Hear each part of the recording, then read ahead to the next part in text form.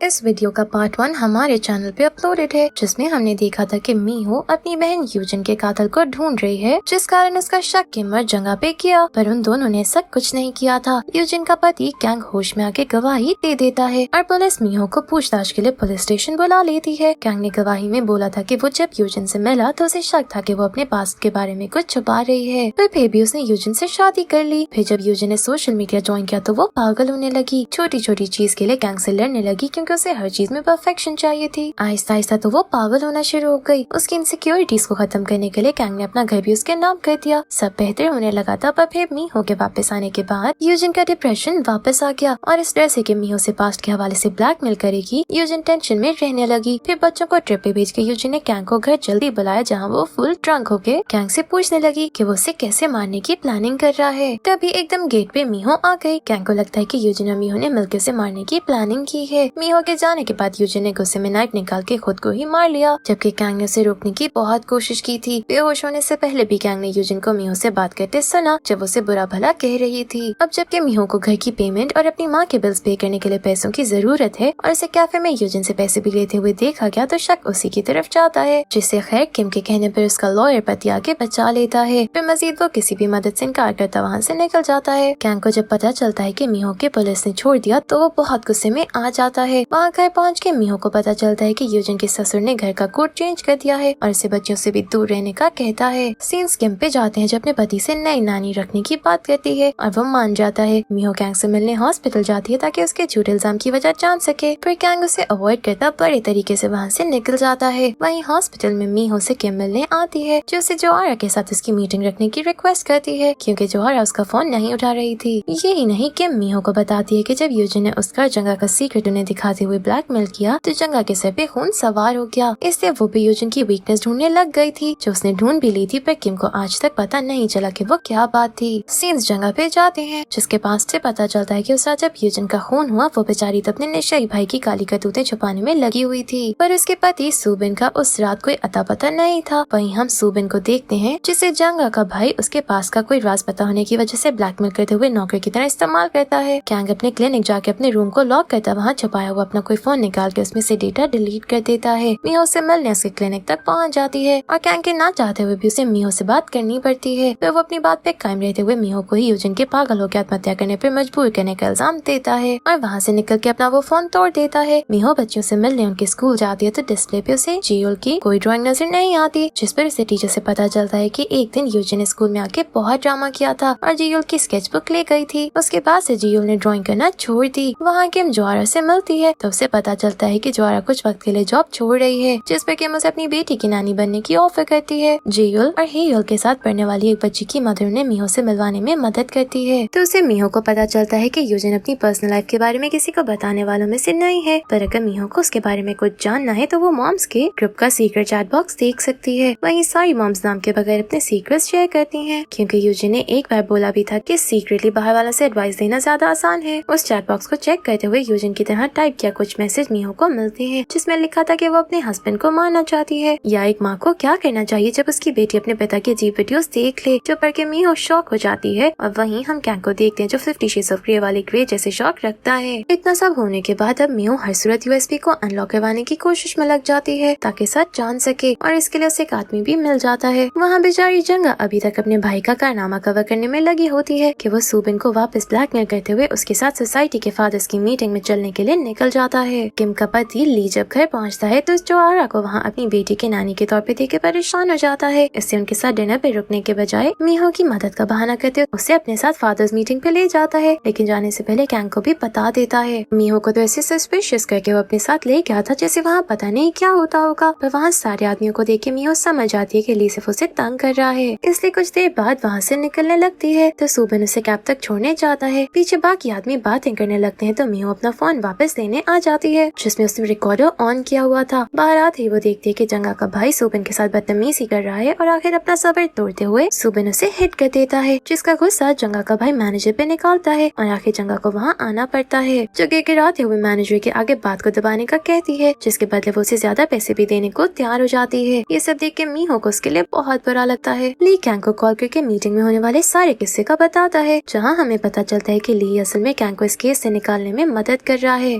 Police की meeting की recording से तो मीहो को कुछ खास पता नहीं चलता, लेकिन अगले दिन उसे यूएसबी मिल जाती है जिसमें कैंग का फोल्डर खोलने पर उसे कैंग की औरतों के साथ गुलछड़े उड़ाने की वीडियोस मिलती हैं जो शायद जियोल ने देख ली थी और इसलिए यूजिन और कैंग की लड़ाई हुई। सीन्स कैंग पे जाते हैं जो घर में कुछ ढूंढने लगा होता है, शायद यही यूएसबी। अगले ही सीन में वो मीहो के बुलाने पर उसे मिलने जाता है तो मीहो को पता चलता है कि इस वीडियो का यूजिन की मौत से कोई लिंक नहीं, क्योंकि उसने यूजिन के नाम घर करके इस मसले को खत्म कर दिया था। इसलिए मीहो को जो करना है वो कर सकती है। असल कातिल वो ही है, क्योंकि उसके आने के बाद ही यूजिन पास सामने आने की टेंशन की वजह से परेशान थी। कैंग की बातों की वजह से मीहो फौरन जाके यूजिन की यूएसबी में अपना फोल्डर देखती है जिसमें यूजिन ने यही सब लिखा था कि वो मीहो के आने की वजह से बहुत परेशान है, जिस पर मीहो काफी टूट जाती है। सीन्स जगह पे शिफ्ट होते हैं जिसका असिस्टेंट उसकी डोमिनेटिंग हरकतों से तंग आके कंपनी की इन्वेस्टर मीटिंग से पहले उसके भाई की वीडियोस वायरल करवा देता है। यही नहीं, जगह के लॉकर से सारे पैसे भी लेके भाग जाता है। इस सब की वजह से कोई मीटिंग में नहीं आता और जगह बुरी तरह टूट जाती है, जिसे सुबिन संभालता है। वहाँ मीहो को यूजिन के ससुर की कॉल आती है जो बच्चों के परेशान होने की वजह से उसे मिलने बुलाता है, जो मीहो को देखकर काफी खुश होती है। मीहो को पता चलता है कि बच्चियों का ये बर्ताव उनके पिता को उनको वक्त ना देने की वजह से है। साथ ही वो मीहो को घर का कोड भी दे देते हैं ताकि वो वहाँ से अपनी चीजें ले सके। सीन्स कैंग पे जाते हैं जो अपने डिटेक्टिव को कुछ डिटेल निकालने पे पैसे देता है और इस बात को अपने दिल में दफन करने का बोलता है, जिसके बाद वो एक छोटे से कैफे में एक लेडी से यूजिन के बारे में बात करने जाता है और मीहो को यूजिन के घर से अपना सामान लेते हुए बाहर पार्सल मिलता है जिसमें चाबी थी और नोट पे लिखा था कि ये तुम्हारी जिंदगी की कीमत है। वो औरत यूजिन की असल माँ थी जिससे कैंग किसी बात पे ब्लैकमेल करते हुए कुछ करने का कहता है। मीहो वापस ऑफिस ज्वाइन करती है पर अब वो सबका काम का लोड खुद पे लेने से इनकार करती, सिर्फ अपने हिस्से का करने की बात करती एटीट्यूड से निकल जाती है, जो जिनको बहुत अच्छा लगता है। जंगा अपने सारे भाइयों को घर मिलने बुलाती है और अब मजीद उनका बोझ उठाने से साफ इनकार करती उन्हें जलील करके घर से निकाल देती है। उसके जख्मी होने पर सुबिन उसकी बैंडेज करता है, जहाँ जंगा से खुद के लिए बोलने का कहती मजीद उसके भाइयों से दबाने से मना करती है। पर रात को सुबिन को अपने भाई से बात करते पकड़ने पर जंगा को पता चलता है कि वो उसे प्यार की वजह से उसके भाइयों से नहीं दबता था, बल्कि उसके भाई के पास सुबिन के किसी अफेयर का राज है जो छुपाने के लिए वो बेइज्जत होता है। वहाँ मीहो ऑफिस के बाद पार्सल पर लिखे एड्रेस पे जाती है जो यूजिन की माँ का ही था, पर यूजिन की माँ मीहो की भी कोई मदद करने या सवाल का जवाब देने से इनकार करती वहाँ से निकल जाती है। ली कैंग से मिलकर केस को बंद करवाने की सारी डिटेल्स बताता है, बस अब उन्हें यूजिन के पागल होने की रिपोर्ट्स की जरूरत थी। वहीं यूजिन की माँ कैंग को कॉल करके बताती है कि मीहो आज आई थी, जिसकी कोई भी मदद ना करने के ही कैंग ने उसे पैसे दिए थे। वो उसे पार्सल का बताती है जो उसने महीनों पहले यूजिन की मौत वाले दिन भेजा था, पर कल ही मीहो को मिला। कॉल बंद करते ही कैंग किसी को गलत टाइम पे पार्सल भेजने पर गुस्सा करने लगता है कि तभी पुलिस कॉल करके उसे इन्वेस्टिगेशन के लिए आने का कहती है। सीन्स कैंप पे शिफ्ट होते हैं जो जोआरा को ऐसे शो करवाती है कि वो प्रेग्नेंट है, जिस पर गुस्सा हुए वहाँ से निकल के जोआरा फौरन ली को कॉल करते हुए उस पर गुस्सा करने लगती है, जिसने किम को डिवोर्स देकर उससे शादी का वादा किया था। फिर ली किम की प्रेगनेंसी का सुन के उसे मजीद कोई बात ना करते हुए कॉल काट देता है। वहीं हम देखते हैं कि किम ने ली की गाड़ी पे ट्रैकर लगाया है और वो सारी बातें सुन रही है। मीहो ऑफिस में जल्दी आके अपना काम खत्म करते हुए जल्दी वहाँ से निकल जाती है, जिसके बाद वो यूजिन की माँ के कैफे के पास वाली शॉप पे जाती है, जहाँ से बातें निकलवाने पर पता चल जाता है कि वो औरत यूजिन की माँ है, जिस पे वो फौरन कैफे बात करने जाती है पर कोई दरवाजा नहीं खोलता। जंगा अपने भाई को सुबिन के फोन से कॉल करते हुए सच जानने की कोशिश करती है, पर ऐसे तो उसके पैसे आने बंद हो जाते, इससे वो कुछ नहीं बताता, जिस पर जंगा अपने खास आदमी को सुबिन का सच निकालने पे लगा देती है। मीहो फाइनली यूजिन की माँ से बात करने में कामयाब हो जाती है, जहाँ से अलग ही कहानी पता चलती है कि यूजिन की माँ किसी लड़के के साथ नहीं भागी थी, बल्कि यूजिन के पिता और मीहो की माँ का अफेयर था, जिसकी वजह से उन्होंने यूजिन की माँ को डिवोर्स दी और मुंह बंद रखने के लिए इतना पैसा भी। यही नहीं, मीहो की माँ ने यही बस नहीं किया, बल्कि यूजिन की जिंदगी हेल बना दी और फिर उसके पिता की मौत के बाद उसे बेसहारा छोड़ दिया, जिस पर यूजिन अपनी माँ के पास आई और इस छोटे से कमरे में उसने अपनी जिंदगी गुजारी। मीहो को तो यकीन नहीं आता, इससे वो फौरन अपनी माँ से सच जाने पहुँचती है, जिस पर उसकी माँ सारा कुछ उसके फ्यूचर की खातिर करने का बहाना कर देती है। मीहो अब सच जानने के लिए मजीद कोशिश में लग जाती है। तभी उसे लॉक वाला काम करने वाले से पता चलता है कि ये की गैराज के लॉकर की है, पर वो लॉकर पहले से खुला हुआ और खाली था।